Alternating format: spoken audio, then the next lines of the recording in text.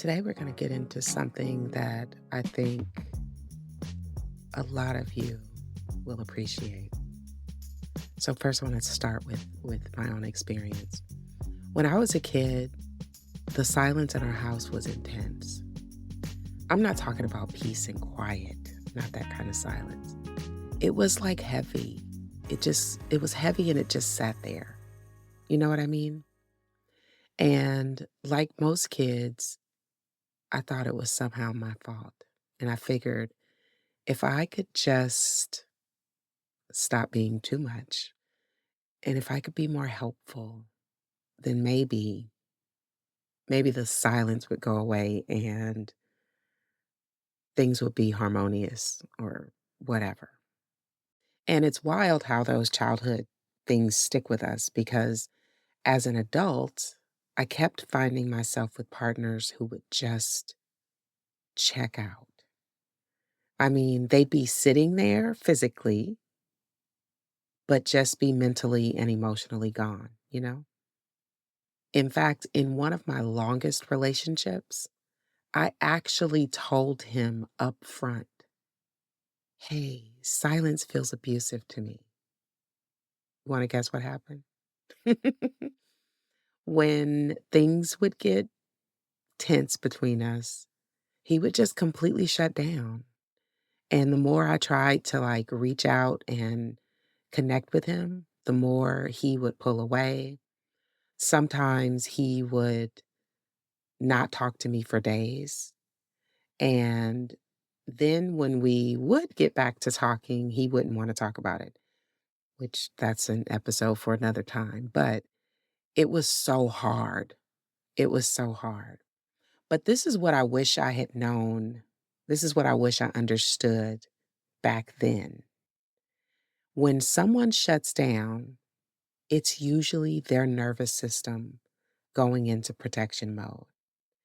And when we get triggered by their silence, because of course we get triggered by their silence, that's our nervous system freaking out too. So trying to force someone to stop their fear response because it's triggering our own fear response, it just doesn't work. It just does not work. So that's what we're going to be talking about today. I'm going to give you three strategies for navigating when someone is used to shutting down. Before we get into that, though, I want to kind of give you some overview. So, the Gottman Institute, I don't know if you have heard of the Gottman Institute, it's a relationship institute, amazing. You should check it out.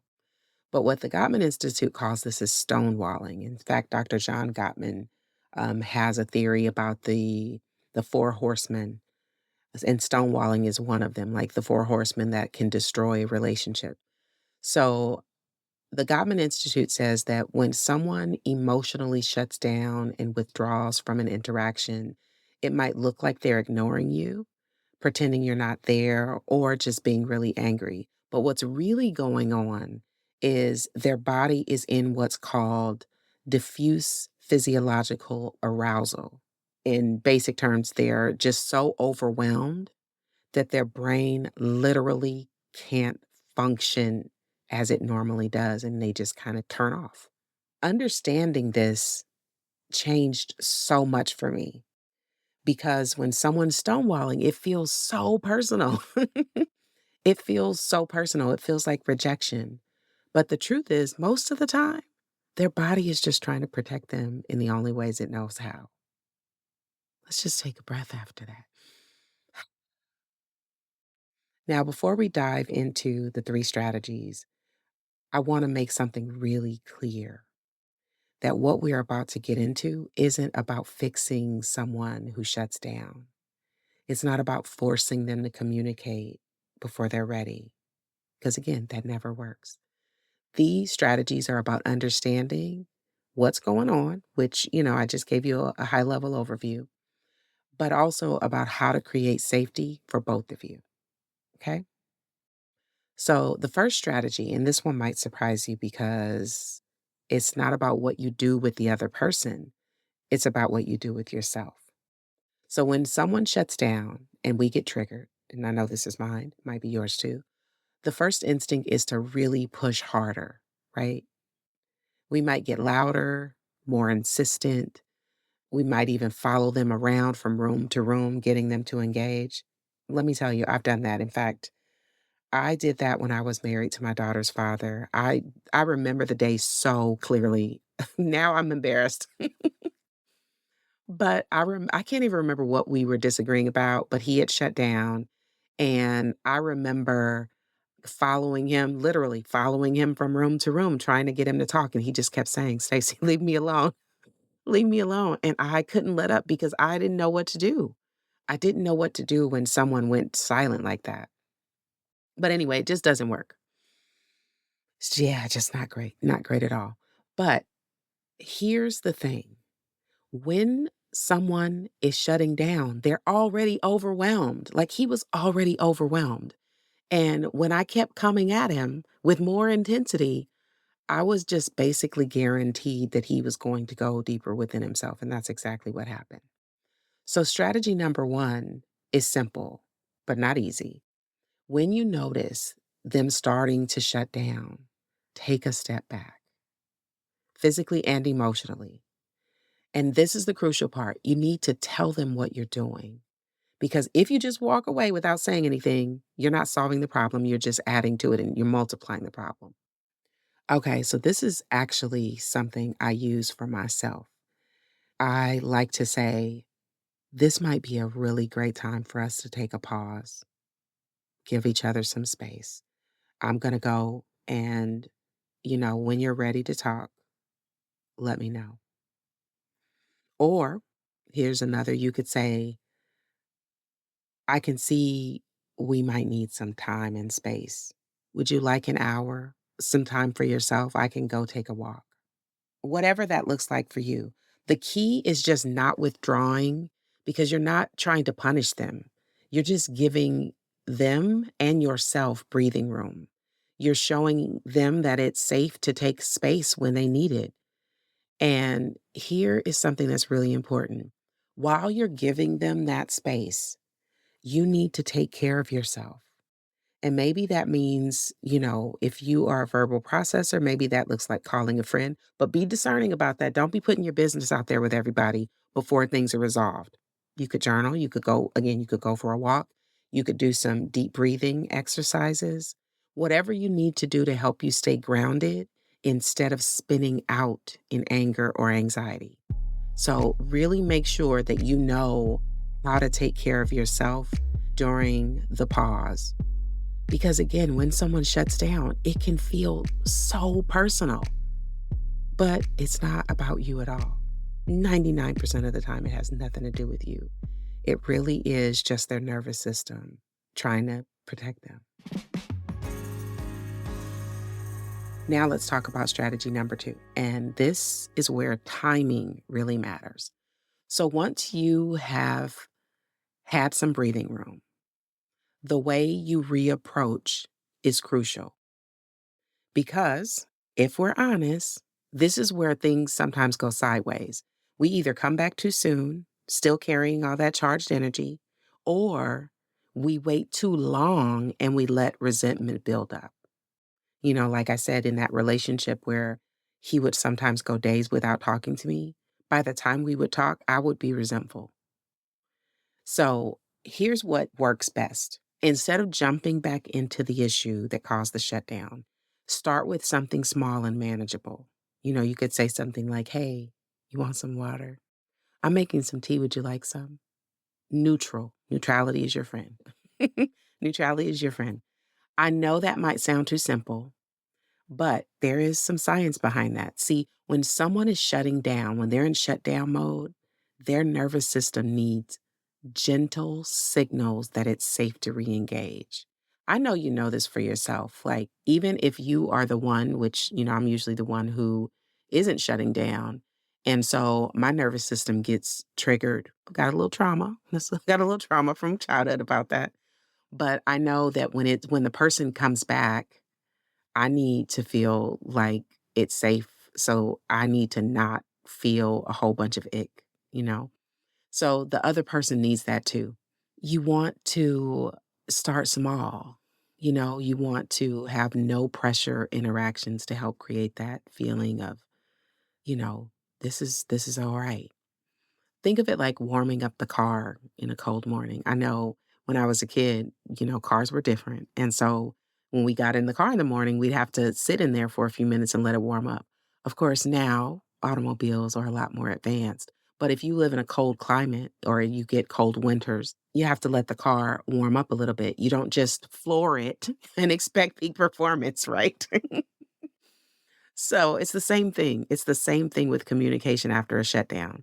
And once you've established that basic connection, then you can say something like, I'd like to understand what happened earlier.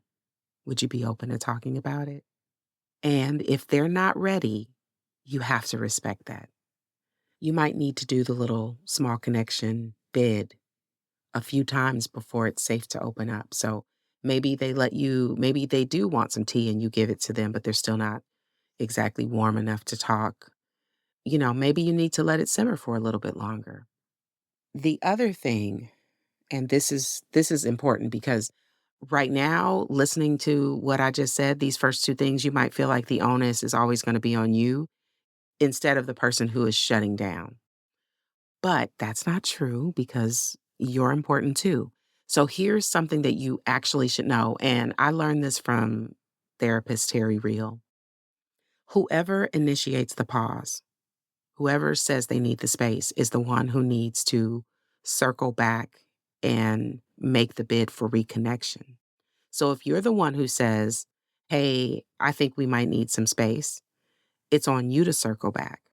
But if they ask for the break, you have to let them be the one to reach out. It might sound a little bit counterintuitive, especially if you're the one who's used to fixing things. But this is also about respecting boundaries and trust. So, if they ask for the break, let them do it. And if you ask for the break, then it's your job. But when we honor this, we are demonstrating that we really mean what we say when we tell someone, take the time you need. Okay. So you might get a little bit angsty if the other person is the one who requests the pause and they're not ready to talk the same day. And again, that's where you take care of your nervous system. And if you are the one who is initiating the pause, then you circle back. One other small caveat about that, it is really helpful to not let too much time go by because remember what I said about resentment. So, my suggestion, and I strongly, highly recommend this, to put a time frame on it. If things go down in the afternoon, you might say like, can we get back to this tonight? I remember a couple of years back, my partner and I had a tiff and, we both mutually decided on the pause and it was night and we were tired. And so, the next day, neither one of us had slept well. And on his way back from therapy, he called me and said, I really do want to talk about this, but I am tired. Would it be okay if we talk about it tomorrow? And I said, yes. Now, of course, my inner child, her name is Hillary, by the way. My inner child she wanted to talk about stuff immediately. She wants to get shit out of the way. But I agreed to that. And so he came home and, we went about our evening as usual. We watched television, we had dinner together. We weren't like standoffish with each other or anything. And then the next morning, I'm usually awake before he is. I was up, he got up, he had his coffee, did his morning thing. And then he was like, is now a good time to talk? So I really strongly suggest being mindful of the time and giving the other person a ballpark estimate of when you'll be ready. Like, can we circle back in a couple of hours? Can we talk about this tomorrow? That is really helpful and it minimizes the potential for resentment. Okay? So, let's go on to the last and final strategy. Strategy number 3. This is about what happens when you finally come back together to talk. Okay? So this is where again, things could go bad here. This could go bad if we come at it the wrong way. Because, A lot of the time when we do circle back to talk, we are so focused on trying to be heard that we forget to leave room for understanding. So instead of leading with, here's what you did wrong and this is how you hurt me, try something different. Take a breath and start with curiosity. Maybe you can say something like, can you help me understand what was happening for you earlier? And then, and this might be hard, but practice makes better. And then you actually listen to their answer. You're not waiting for your turn to talk. You're not mentally preparing your defense. You're just listening. And this is where the Gottman Institute, here's a direct quote from Dr. John Gottman himself. Self-soothe before continuing. Really listen. Create a safe space for emotions. That's spot on, right? Because again, when someone feels safe enough to tell you what's really going on, you might hear things like, I felt overwhelmed and I just didn't know what to say. They might say, I was afraid I'd say the wrong thing and make it worse. I just needed some time to sort out what I was feeling. And those are tender things. Even simple sentences can be extremely vulnerable, especially when there has been heightened emotion involved. Now, does understanding their perspective mean that you can't share how their shutdown affected you? Of course not. But again, timing matters. You have to hear them first. And if you do, they're much more likely to hear you. So you can transition after they've shared, feel out to see if they're finished, and then you can say something like, thank you for explaining that. When you shut down, I felt scared because it reminded me of being in my childhood home. Can we figure out a way to handle this kind of thing in a way that works better for both of us? So you see what's happening here? Instead of being about who's right and who's wrong, it becomes about how can we work together to create more space? How can we ensure that we both feel seen, heard, and understood? So it's like solution based instead of blame, shame, guilt, right? And we want solutions because here's what I've learned, and I learned this the hard way. You simply cannot force someone to open up once they've shut down.